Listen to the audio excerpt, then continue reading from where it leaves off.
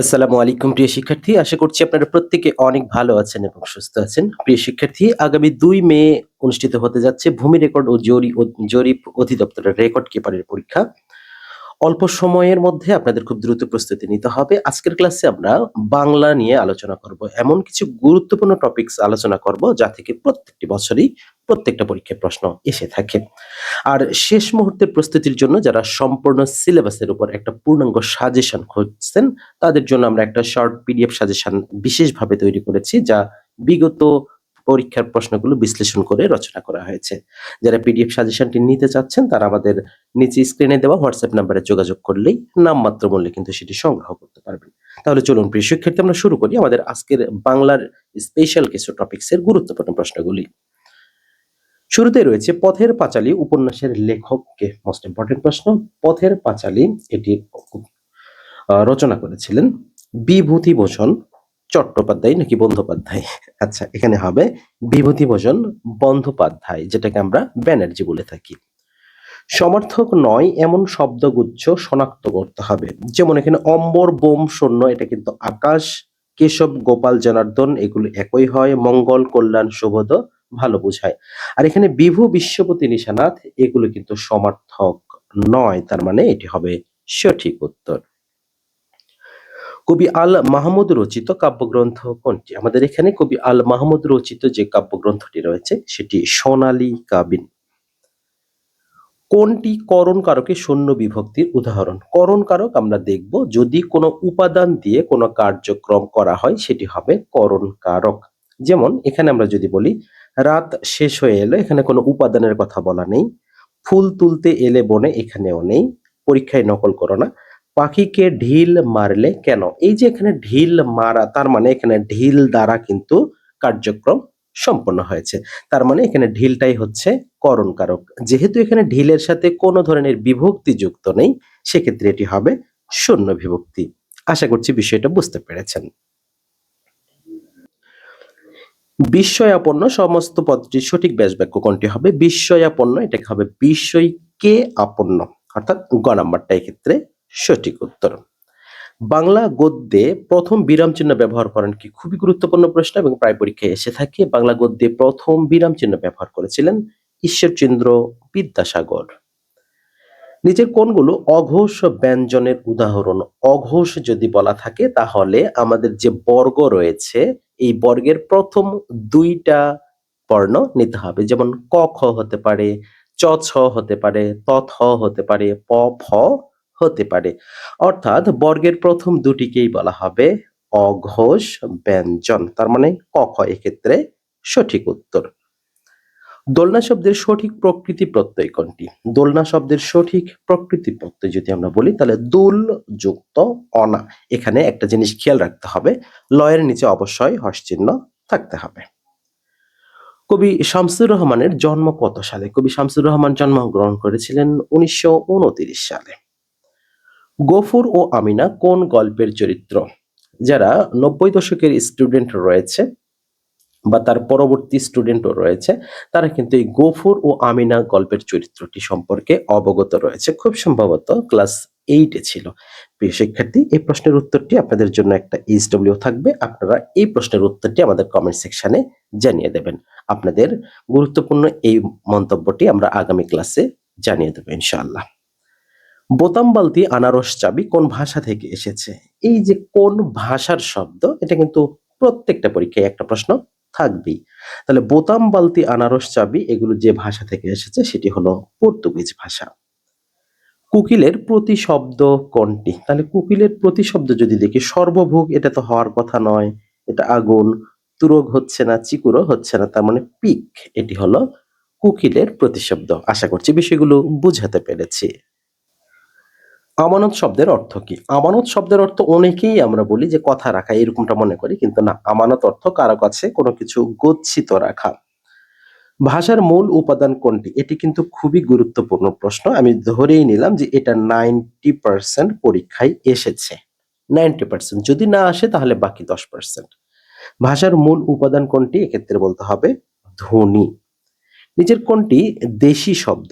ওজন এটি হবে না, আরাম হবে না, কুলু হবে। কুলুটাই হচ্ছে আমাদের দেশি শব্দ। যতই পরিশ্রম করবে ততই ফল পাবে, এই বাক্যটি কোন ধরনের বাক্য? তাহলে যেহেতু এখানে আমাদের যতই ততই কথাটা উল্লেখ রয়েছে, যতই ততই যখনই থাকবে তখন সেটি কি হয়ে যাবে? এটি একটি জটিল বাক্য হয়ে যাবে। নিচের কোনটি নিপাতনে সিদ্ধ সন্ধি? নিপাতনে সিদ্ধ সন্ধি কোনগুলোকে বলা হয়? যেগুলো সন্ধির কোনো নিয়ম মেনে চলে না। তাহলে এখানে পর যুক্ত পর, এটি পরস্পর হয়ে গেছে, তার মানে এটা সন্ধির কোনো নিয়ম মানেনি। সেক্ষেত্রে এটি কিন্তু হচ্ছে নিপাতনে সিদ্ধ সন্ধি। বর্জনের সন্ধি বিচ্ছেদ কোনটি হবে? বর্জন করা, কোনো কিছু ত্যাগ করা। তাহলে বর্জন ব্রিজ যুক্ত অন, ব্রিজ বানানটা হবে বয়রিকার জ যুক্ত অন, অর্থাৎ ক নাম্বার। আশা করছি বিষয়টা আপনাদের বুঝতে পেরেছেন। ভাগ্যের দোহাই দেওয়া এই বাগধারাটির সমার্থক কোনটি? ভাগ্যের দোহাই দেওয়া, আমরা অনেক সময় অনেকের বলি কি আর করি, ভাগ্যে আছে, ভাগ্যের লিখন না যাই খণ্ডন, কথা আছে। কিন্তু হ্যাঁ, আমাদের ইসলাম ধর্মে আছে যে ভাগ্য কিন্তু দোয়ার দ্বারা পরিবর্তন হতে পারে। আমরা সবাই সবার জন্য দোয়া করব ইনশাআল্লাহ। আমরা আপনাদের সবার জন্য দোয়া করি, আপনার অতি দ্রুত আপনাদের সবার একটা করে কর্মসংস্থানের ব্যবস্থা হবে ইনশাআল্লাহ। তাহলে ভাগ্যের দোহাই দেওয়া বাগধারাটির সমার্থক কোনটি হবে? কপালে হাত দেওয়া।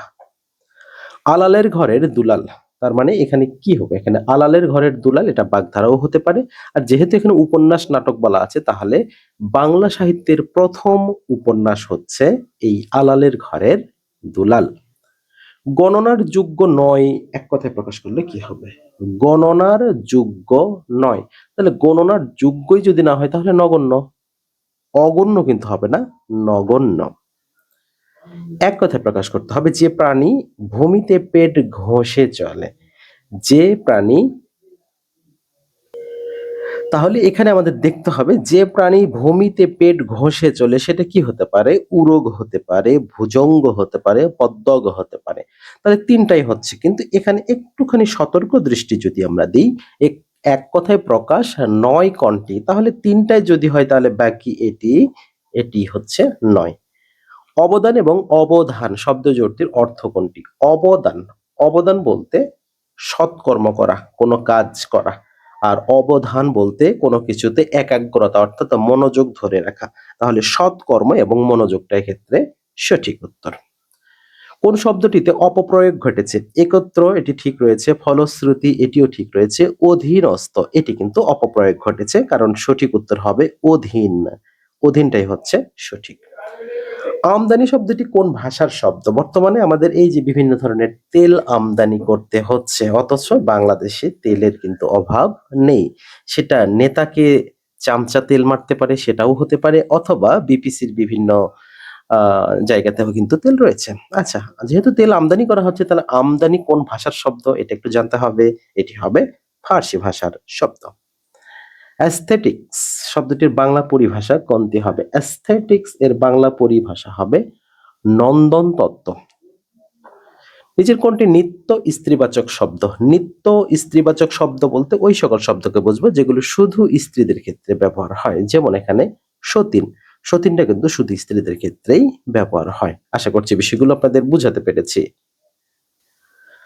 লাজ শব্দটি কোন পদ? লাজ শব্দটি এটি একটা বিশেষ্য।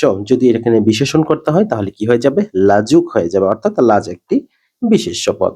রবীন্দ্রনাথ ঠাকুরের জন্মসাল কত? এখানে রবি ঠাকুর অথবা কবি কাজী নজরুল ইসলাম, আরেকটা রয়েছে যেটি আমাদের হুমায়ুন আহমেদ। এই তিনটার একটু জন্মসাল মনে রাখা দরকার। এর পাশাপাশি আরো একটা জানা দরকার, সেটি হলো বেগম রোকেয়া সাখাওয়াত হোসেন। তাহলে রবি ঠাকুরের জন্ম কত? আমরা জানি 1861। দন্ত বর্ণ কোনগুলি? যেগুলো দন্ত থেকে উচ্চারণ হয়, যেমন তথ দধ দন্তন্য, তথ দধ দন্তন, অর্থাৎ এটি হচ্ছে আমাদের দন্ত বর্ণ। সত্য মিথ্যা এটি কোন সমাসের উদাহরণ? সত্য এবং মিথ্যা দুই প্রান্তে থাকে, তার মানে এটি আমাদের যে একটি আরেকটি সাংঘর্ষিক হয়ে যাচ্ছে। যদিও এটি সাংঘর্ষিক, তারপরেও এটি কিন্তু একটা দ্বন্দ্ব সমাস। কিভাবে দ্বন্দ্ব সমাস? এটি বিপরীতার্থক দ্বন্দ্ব সমাস হবে। প্রমাদ শব্দের অর্থ কি? প্রমাদ শব্দের অর্থ হচ্ছে আসন্ন বিপদ অথবা কোনো কিছু ভুল ত্রুটি করা।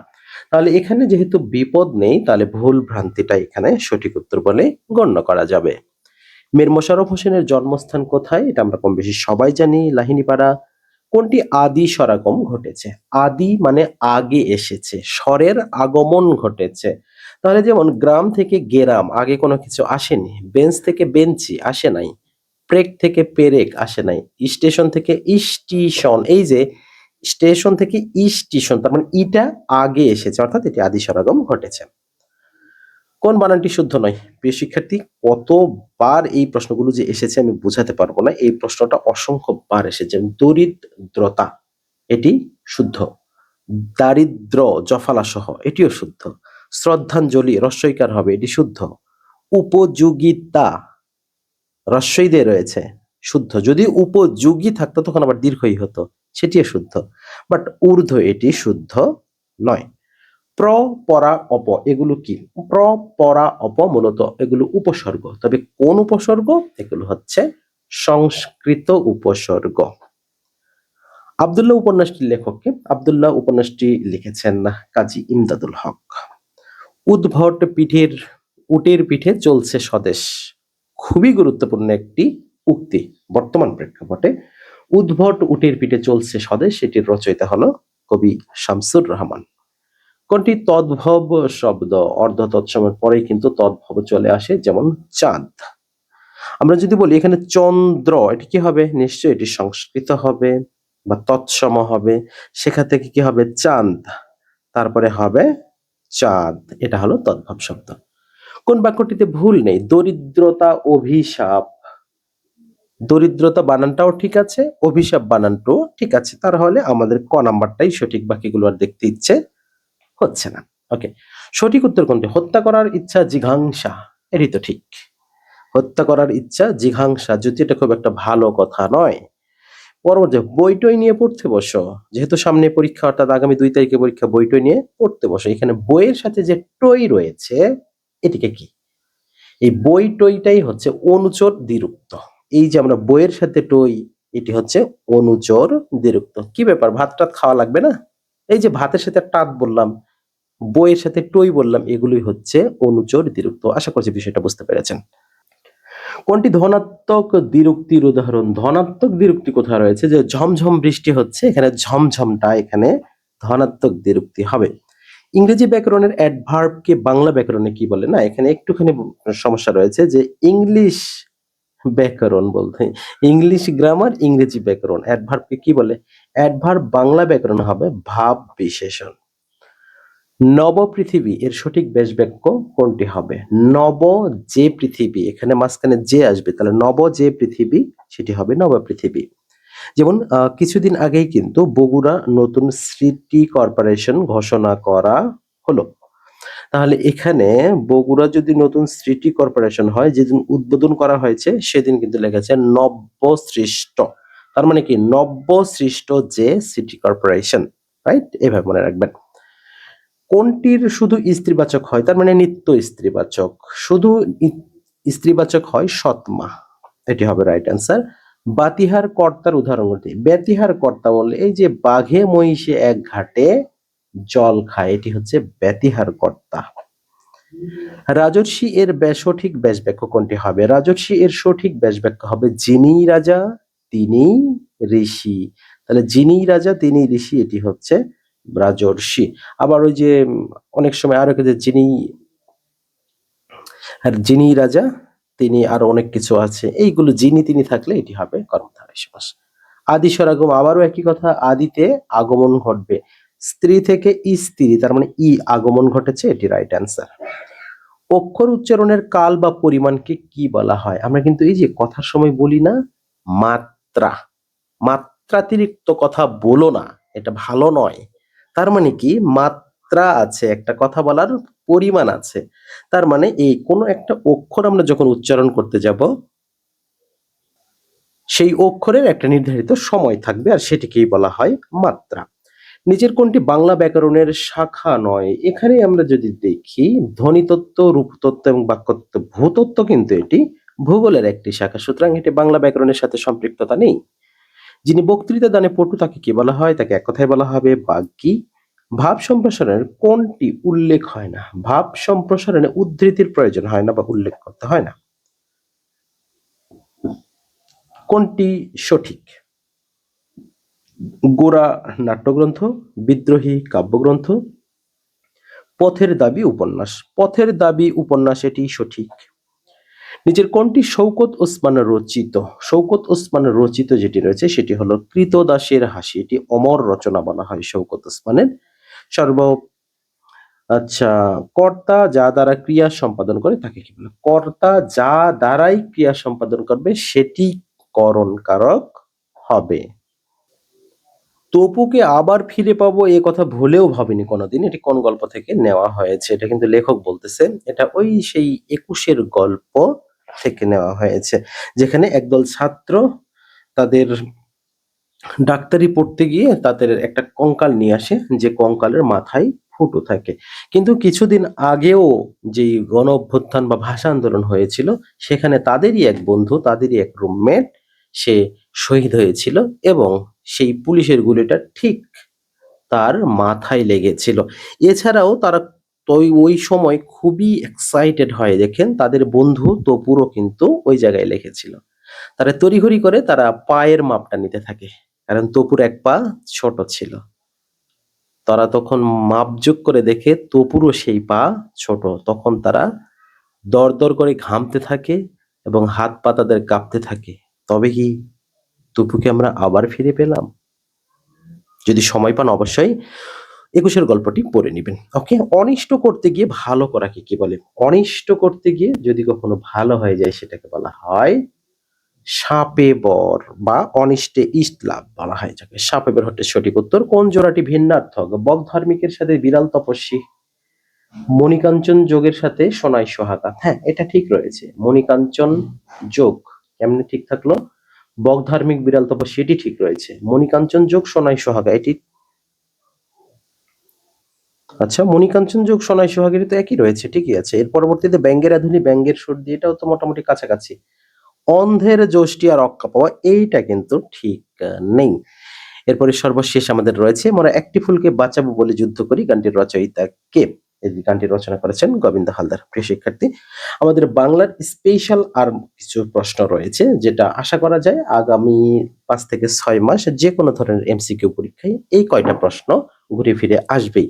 তার প্রথম প্রশ্নটাই হচ্ছে যে ঐকতান শব্দের অর্থ কি? ঐকতান শব্দের অর্থ হলো যে বিভিন্ন সুরগুলোকে একত্র করে একভাবে বাজানো, অর্থাৎ বিবিধ সুরের মিলন। ইসলামী রেনেসাঁর কবি কাকে বলা হয়? ইসলামী রেনেসাঁর কবি বলা হয় ফরুক আহমেদকে। রবীন্দ্রনাথ ঠাকুরের ছদ্ম নাম কি? রবীন্দ্রনাথ ঠাকুরের ছদ্ম নাম আমরা কম বেশি সবাই জানি, ভানু সিংহ ঠাকুর। শিখা পত্রিকার মূল মন্ত্র কি? মোস্ট ইম্পর্টেন্ট, এটা প্রায় সময় এসে থাকে লিখিত পরীক্ষায়, যে শিখা পত্রিকার মূল মন্ত্র হলো জ্ঞান যেখানে সীমাবদ্ধ, বুদ্ধি সেখানে আড়ষ্ট, মুক্তি সেখানে অসম্ভব। আত্মজা শব্দের অর্থ কি? আত্মজা শব্দের অর্থ মূলত এখানে কি বলা হয়? এই প্রশ্নটাও আপনারা একটু আমাদের এইচডব্লিউ আকারে দিয়ে দিবেন, লিখে পাঠাবেন। কাকে বাংলা সাধুর গদ্য রীতির জনক বলা হয়? সাধু গদ্য রীতির জনক বলা হয় কাকে? আচ্ছা, যেহেতু আমাদের আগে একটা এইচডব্লিউ দেওয়া হয়েছে তারপরে এটা অ্যান্সার বলেই দিই, সেটি হচ্ছে কন্যা হচ্ছে সঠিক উত্তর। কাকে বাংলা সাধু গদ্য রীতির জনক বলা হয়? সেটি হচ্ছে ঈশ্বরচন্দ্র বিদ্যাসাগর।